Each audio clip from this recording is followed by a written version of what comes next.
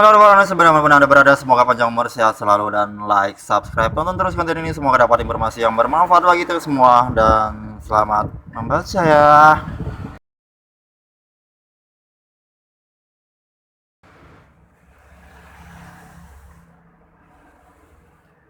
Oke, kita langsung cari tahu tentang review itu apa sih. Kita searching di Google, ketik review, kemudian enter. Nah, di sini ada beberapa sumber yang keluar, dan yang paling atas adalah tentunya yang paling bagus ya, yang paling baik ratingnya. Itu aja yang kita pilih.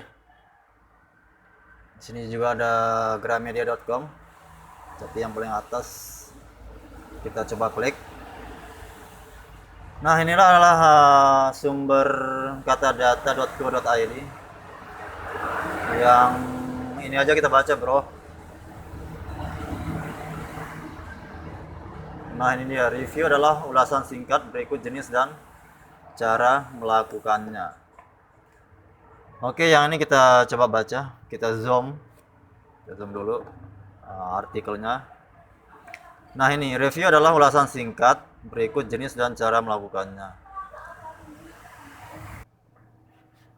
Review adalah ulasan singkat berdasarkan analisis dan fakta yang bermanfaat untuk diri sendiri, pemilik barang atau jasa, dan masyarakat umum. Berikut pengertian jenis dan cara melakukan review.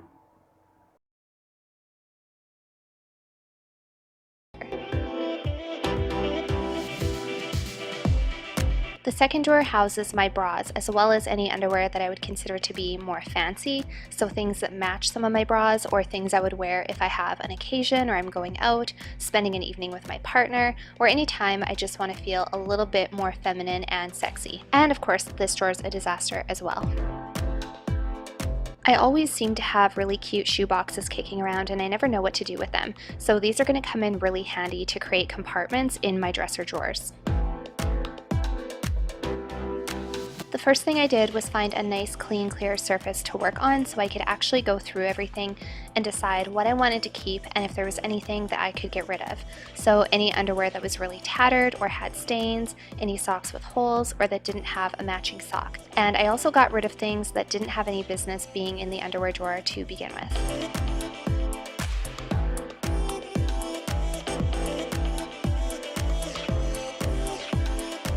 The second thing I did was go through and unravel my socks because Marie Kondo promotes folding your socks on top of each other rather than scrunching them into a tight little ball. This is going to take some getting used to for me.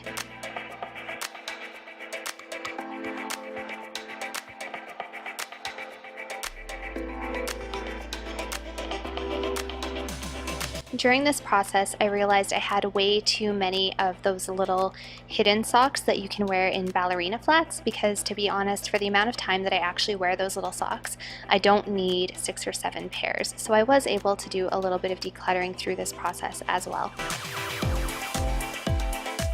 Next, I folded my socks, and the compression socks that I wear to work were pretty easy to fold because they're long, and my white ankle socks were actually pretty easy as well.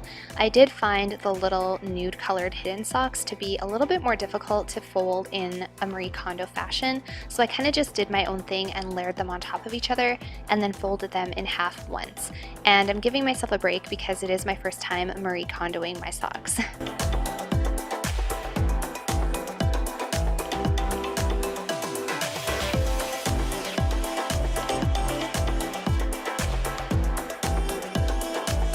Next, I chose a box and I organized the socks in a vertical, standing up fashion the way Marie Kondo suggests.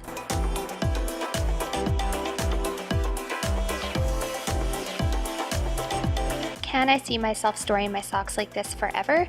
I don't know, but they sure look pretty that way.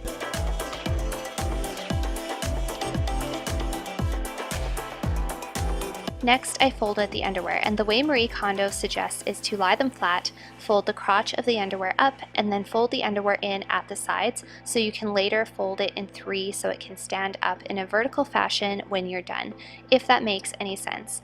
I may have completely just butchered the underwear folding rules, but I think you get the idea.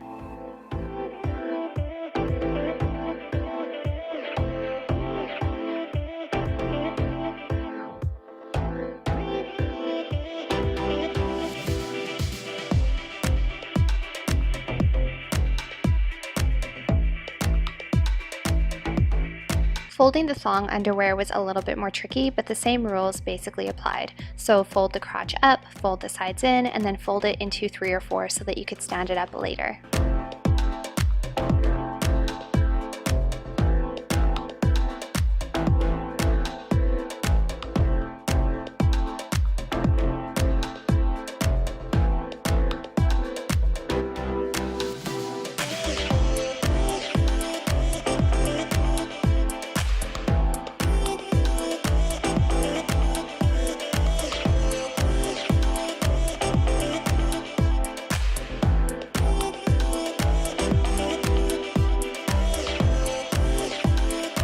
Next, I filed them into this shoebox.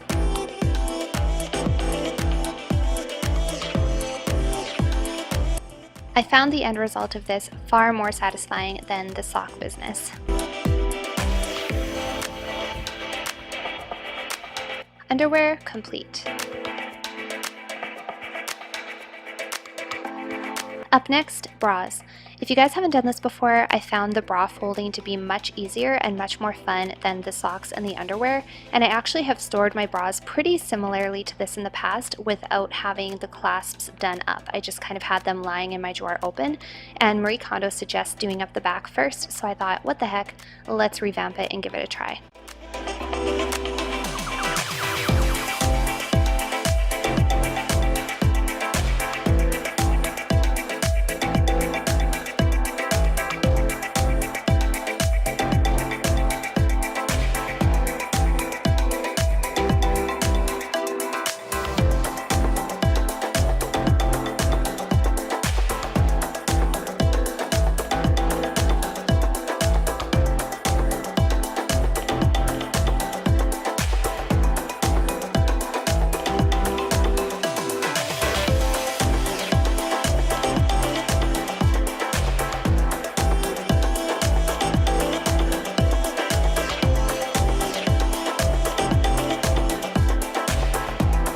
After that, I just had to sort through all of the other odds and ends that were in the drawers.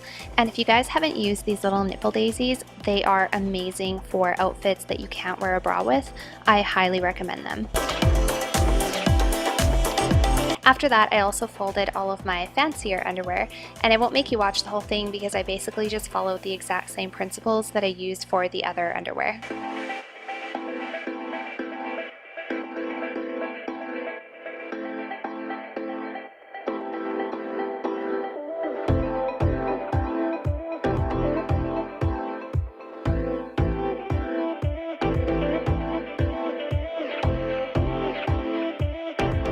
And this is the finished product. It was really tedious, and I don't know if I would continue to fold my underwear like this all the time, although I am really happy with the result and I think it looks really nice. And I think right now I'd feel really bad just randomly shoving underwear into my drawer.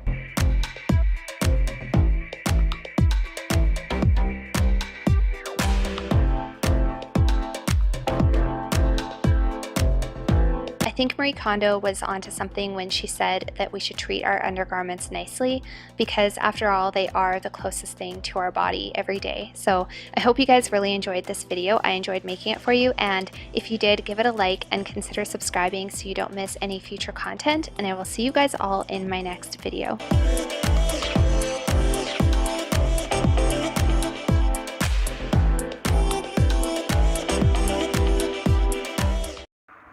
Oke, next kita lanjut baca. Review adalah kegiatan yang dilakukan oleh seseorang untuk memberikan ulasan terhadap suatu hal yang sudah pernah mereka coba. Perkembangan teknologi di era revolusi industri 4.0 ini membuat kegiatan review semakin marak dilakukan karena bisa dikerjakan oleh siapa saja dan mudah untuk disebarkan melalui media sosial. Tak sedikit orang awam yang mencoba membagikan ulasan terkait suatu produk atau jasa tertentu di internet. Meski demikian, kritik dan saran berupa review tidak boleh sembarang dilakukan. Mereka yang melakukan review mesti berpegang pada prinsip analisis dan fakta. Bukan sembarang opini, sebab ulasan berupa ringkasan singkat ini bisa berguna untuk berbagai bidang, baik pemasaran sampai seni. Review adalah sesuatu yang juga bermanfaat untuk individu maupun publik secara lebih luas. Oke. Next, pengertian review.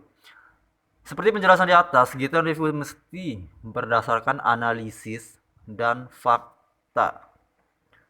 Sekali lagi, berdasarkan analisis dan fakta. Oke. Yang dilakukan guna memahami suatu secara lebih mendalam dengan sudut pandang tertentu. Review dapat memberikan pandangan atas kualitas tertentu suatu karya, barang, atau jasa. Review bertujuan untuk memberikan informasi, gagasan, atau gambaran yang praktiknya lebih banyak dilakukan dalam bidang bisnis, biasanya membahas kelebihan dan kekurangan dari suatu produk atau jasa. Review mesti memiliki nilai guna. Inilah yang membedakan review dengan opini. Di bidang pemasaran misalnya, suatu review bisa mengarah pada perbaikan produk dan jasa yang ditawarkan kepada masyarakat. Oke. Next. Jenis review. Nah, jenis reviewnya. Review memiliki banyak jenis, diantaranya review jurnal, buku fiksi dan non-fiksi, film, sinetron, makanan, musik, metode, lagu, barang, dan jasa. Selain itu, review dapat berupa review aplikasi, suara, teks, gambar, tempat penginapan, video, alat rumah tangga, fasilitas tertentu, rumah makan, rumah sakit, alat-alat elektronik, hingga alat-alat transportasi.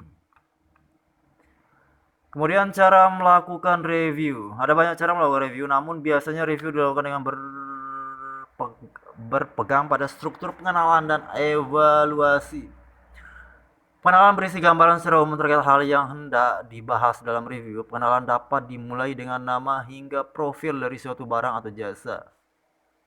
Oke, ini kita close dulu biar nggak mengganggu.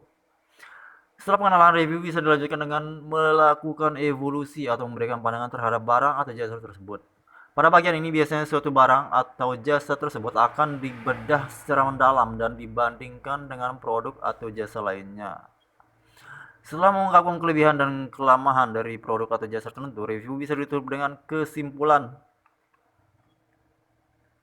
Dengan kesimpulan. Contoh review. Mengutip 99.co, berikut contoh-contoh review. Yang pertama itu review jurnal, judul laporan langsung psikopati dan hubungan dengan perbuatan kriminal serta antisosial berdasarkan sampel pada lulusan S1 Universitas. Penulis Saryani Rihati.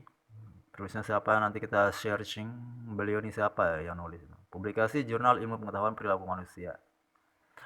Latar belakang penelitian psikopati adalah gangguan kepribadian kompleks yang gejalanya antara lain perilaku impulsif, kedangkalan, egosentrisme, dan kurang rasa bersalah serta penyesalan. Individu yang memiliki gangguan ini memiliki gejala berupa gangguan antisosial dan tingkah laku kriminal. Tinjau ini melihat seseorang dengan gejala psikopat dari dua konteks, yakni non kriminal dan pidana. Ada beberapa teori yang berhubungan dengan faktor psikologis, biologis, serta faktor sosial. Teori utama. Pada karya ilmiah ini, penulis menggunakan teori utama aliran psikoanalisis yang dicetuskan oleh Sigmund Freud. Teori ini menemukan teori pembentukan seorang individu. Metode penelitian. Pada penelitiannya, jurnal ini menggunakan metode penelitian kuantitatif. Semua data yang terkumpul kemudian dianalisis dengan metode analisis regresi menggunakan metode stepwise. Sampel penelitian mengambil sampel sebanyak 300 mahasiswa dengan persentase gender 82% perempuan dan 18% laki-laki menggunakan teknik populatif di Universitas Pasca-Sarjana.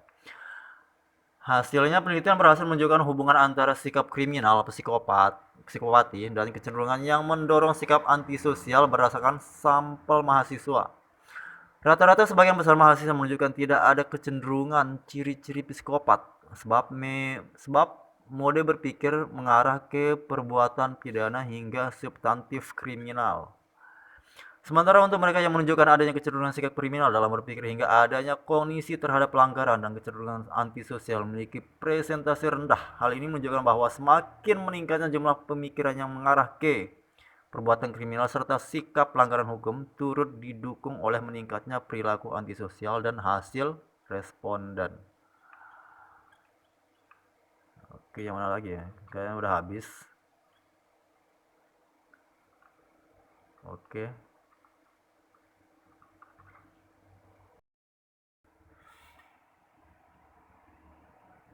Oke, kita lanjutin ke sumber yang berbeda. Satu lagi ya, satu sumber yang berbeda. Kita cari yang di bawah. Ini kita ambil dari gramedia.com aja lah.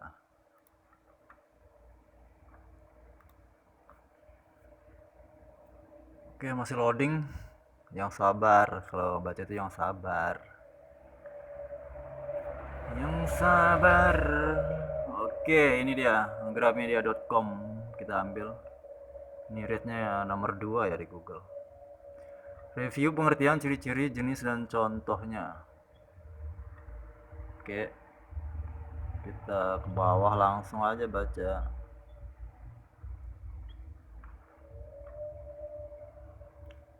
Ini komputer rongsokan kenapa?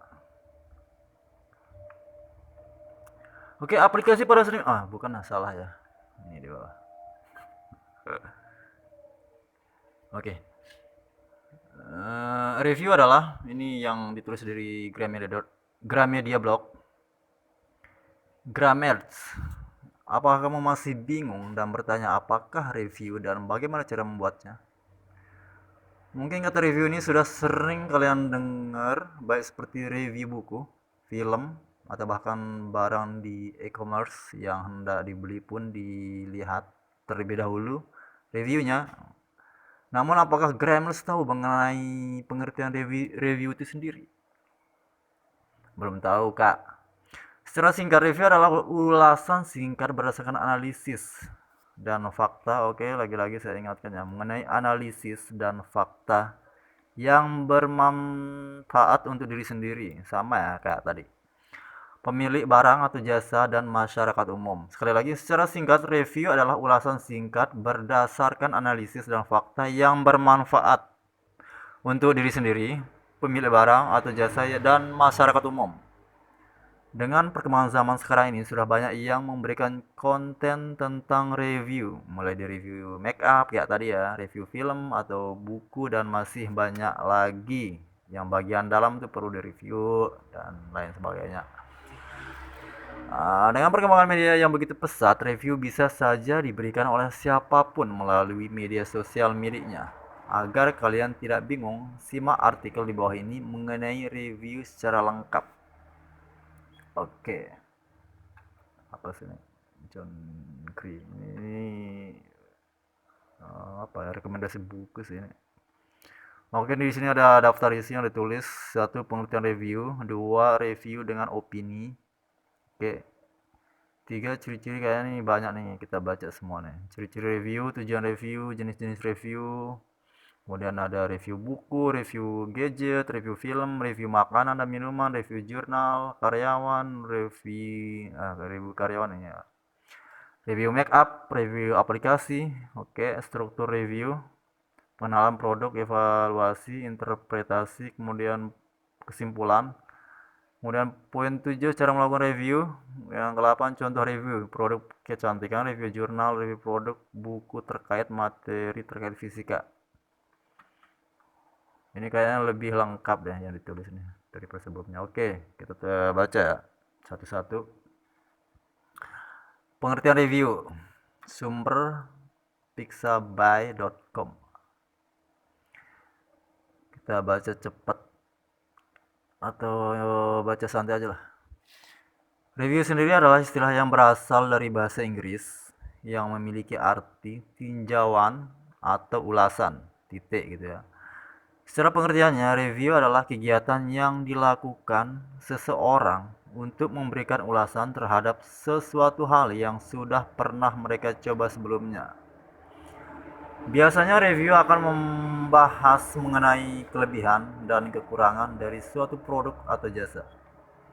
Mereka yang memberikan review biasanya disebut dengan reviewer. Mereka akan memberikan informasi tentang pengalamannya menggunakan barang atau jasa itu. Review sangat penting bagi para pemilik usaha agar bisa membantu perkembangan bisnis usahanya. Saat ini kegiatan review sudah mulai dilirik oleh banyak pihak dan menjadi andalan untuk dijadikan profesi. Wow. Namun agar bisa menjadi reviewer juga dibutuhkan pengalaman dan penguasaan yang benar-benar di bidang tersebut. Hal ini karena kritik dan saran berupa review tidak boleh sembarangan dilakukan. Mereka melakukan review pasti akan berpegang pada prinsip analisis dan fakta, bukan hanya opini sembarangan. Review berupa ringkasan singkat, tetapi hal ini bisa sangat berguna untuk berbagai bidang, baik pemasaran hingga seni. Kemudian review dengan opini. Grammars jangan semakan review dengan opini ya, karena ini adalah dua hal yang berbeda. Review akan lebih mengarah kepada ulasan berdasarkan fakta dengan sudut pandang tertentu. Review mungkin akan lebih tepat jika disematkan dengan kritik, namun berbeda dengan kritik yang hanya mencari kesalahan dari fakta yang ada. Oke, gitu ya. Review memiliki nilai lebih sendiri. Review memiliki nilai lebih sendiri. Maksudnya review memiliki nilai lebih tersendiri loh. Tentunya karena kritik yang diberikan memiliki tujuan yang positif dan membangun. Jadi review akan memberikan manfaat bagi masyarakat luas. Ciri-ciri review. Adapun ciri-ciri review yang bisa kamu pahami dan lihat antara lain: fokus kepada nilai guna dari suatu produk atau jasa dan bidang lainnya. Kemudian ulasan yang diberikan cukup panjang dan juga kompleks, memberikan informasi secara detail mengenai kelebihan dan kekurangan suatu produk atau jasa ataupun karya. Tujuan review. Tujuannya adalah seorang terutama reviewer dalam melakukan review memiliki maksud dan tujuan, karena tidak mungkin hanya akan asal memberikan ulasan. Tujuan utama melakukan review adalah untuk memberikan informasi dan gambaran dari sebuah produk atau karya. Ulasan ini bisa berupa kelebihan dan kekurangan yang berupa kritik yang juga memiliki manfaat tidak hanya bagi masyarakat atau calon pembeli namun juga bagi para produsen produk atau jasa tersebut. Maka dari itu reviewer tidak disarankan dengan sembarangan mengulas sesuatu karena memiliki pengaruh sangat besar terhadap respon dari pembaca maupun produk yang dinilai. Benar tuh, benar. Mesti hati-hati ya. Kemudian jenis-jenis review. Review pun banyak lagi jenis-jenisnya yang bisa kamu tahu seperti review buku. Oke, mungkin ini besok-besok kita coba ya bikin gini-ginian. Satu, review buku. Buku merupakan barang yang sering dan umum untuk direview oleh para reviewer buku. Saat ini bahkan sudah banyak media sosial yang sudah khusus memiliki forum untuk mengulas buku-buku. Melalui review buku, para pembaca akan lebih bisa menemukan buku yang menarik dan sesuai dengan dicari. Nah, kemudian review gadget. Gadget merupakan kebutuhan yang penting untuk masyarakat. Hampir seluruh lapisan masyarakat pasti memiliki gadget. Sudah banyak produsen yang melakukan inovasi dan merilis produk terbarunya dengan berbagai macam keunggulan. Maka dari itu banyak juga yang menjadi reviewer mengenai produk-produk tersebut, mulai dari membahas keunggulan dan kekurangannya agar bisa pas di pilihan masyarakat. Yang ketiga, review film. Oke. Selain buku dan gadget, film juga merupakan sesuatu yang umum untuk direview oleh sejumlah orang yang bahkan bukan menjadi reviewer. Namun biasanya para reviewer akan mengulas lebih dalam mengenai hal-hal yang ada di dalam film tersebut, mulai dari akting pemain, latar belakang cerita, suasana, alur cerita, hingga teknik pengambilan dan editing video. Yang keempat, review makanan dan minuman. Tidak hanya film yang sering diberikan ulasan oleh masyarakat umum, ternyata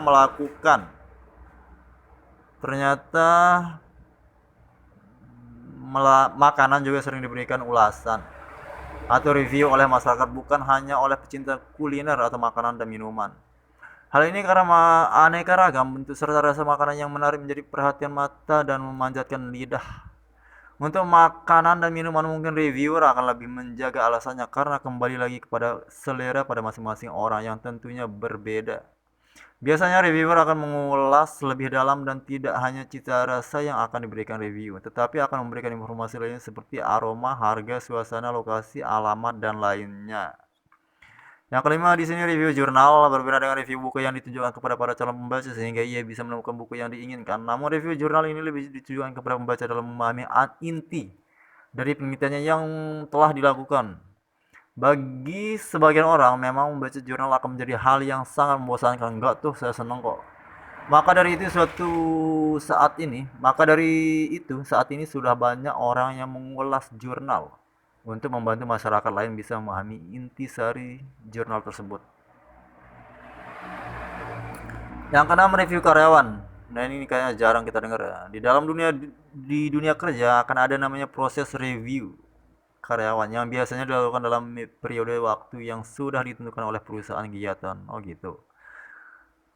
Kegiatan ini memiliki tujuan agar perusahaan bisa mengetahui performa karyawan, apakah kinerja karyawan itu sudah sesuai dengan kriteria perusahaan atau belum. Tuh, gitu. Namun, membuat review karyawan tidak semudah dengan review lainnya seperti review produk dan jasa. Hal ini karena komponen perlu diperhatikan lebih lanjut dan harus bersifat objektif dan sangat menyita waktu jika dikerjakan secara manual. Dalam melakukan review, karyawan bisa menggunakan beberapa cara agar lebih produktif dan efektif seperti tidak menghubungkan antara review gaji dan review profesional. Hal ini karena keduanya berbeda. Review profesional untuk menentukan kemampuan dan kekurangan karyawan, sedangkan review kenaikan gaji memonitor kinerja karyawan selama 1 tahun. Yang kedua, buatlah indikator pencapaian atau keberhasilan karyawan dengan jelas, jujur terhadap apapun hasil review yang ditemukan atau keadaan karyawan. Kemudian berikan kewajiban karyawan sendiri untuk direview. Oke. Yang ketujuh, review makeup. Bagi wanita tentunya melihat ulasan mengenai makeup yang akan dibeli sangat penting dilakukan. Hal ini karena tentu mereka menginginkan yang terbaik untuk wajahnya. Biasanya para review makeup akan memberikan ulasan mengenai kelebihan makeup itu sendiri, apakah tahan air atau cepat hilang.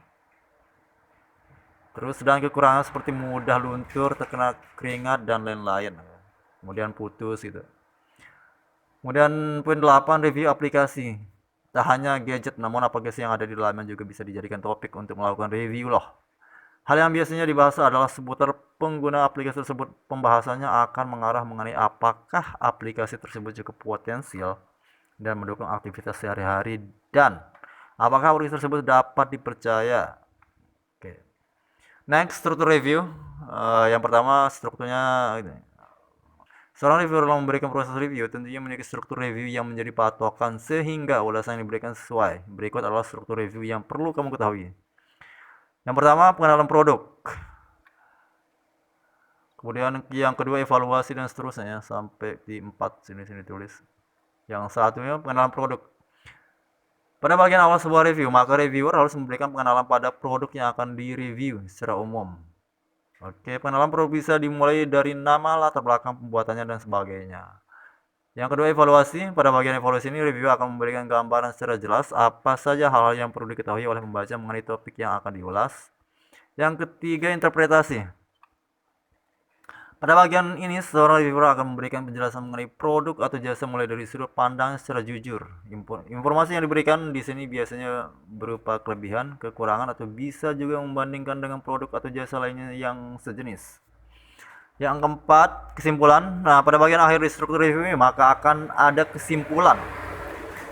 Kesimpulan ini berisi pemaparan hasil yang sudah diulas secara garis besar. Selain itu bisa juga ditambahkan pendapat dari reviewer, apakah produk atau jasa tersebut layak untuk dibeli atau tidak. Oke. Kemudian kita next, cara melakukan review. Agar Grammarly bisa memberikan ulasan, kamu harus bisa mengetahui langkah-langkah yang perlu dilakukan hingga ulasan yang kamu berikan memiliki nilai dan berguna bagi orang lain. Berikut ini adalah cara melakukan review. Yang pertama, memilih barang atau karya yang akan diulas. Yang kedua, memiliki wawasan atau menguasai tentang hal-hal yang berkaitan dengan barang yang ingin diulas.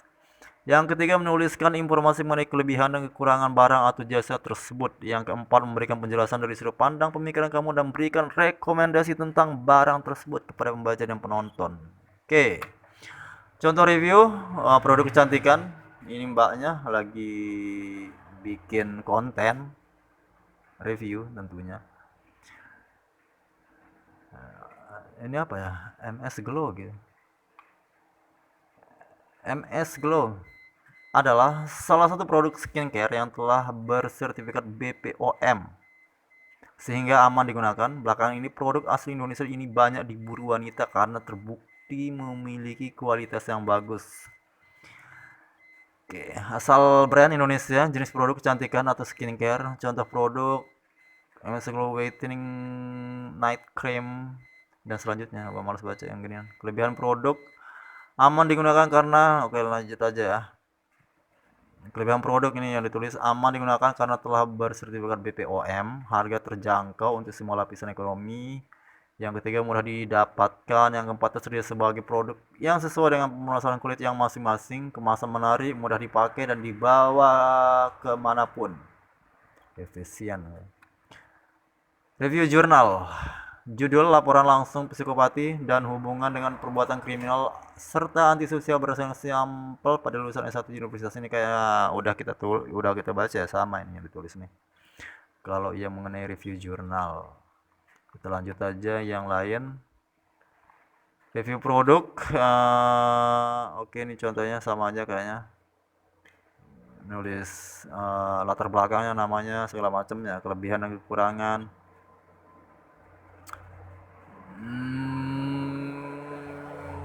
Mana ya? Kayaknya udah habis nih. Perpus ini apa lagi nih? Request demo sekarang. Oke, selanjutnya. Oke.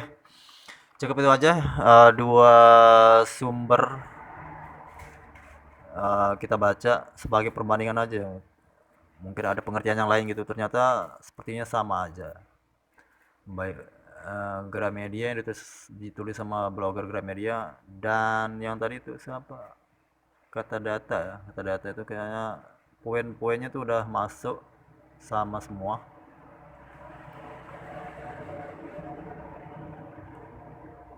Oke, itulah mengenai review ya. Kayak dua sumber udah cukup. Dan saya kayaknya bakalan nanti ini review film, atau kalian tonton aja lah konten selanjutnya. Apakah saya akan review film ataukah akan mereview buku, dan apakah saya akan mereview produk kecantikan dan sebagainya. Oke, cukup sekian saya kira, dan selamat siang besok kalau udah siang. Sekian, wassalamualaikum warahmatullahi wabarakatuh. Jangan lupa like, subscribe, dan share. Dadah.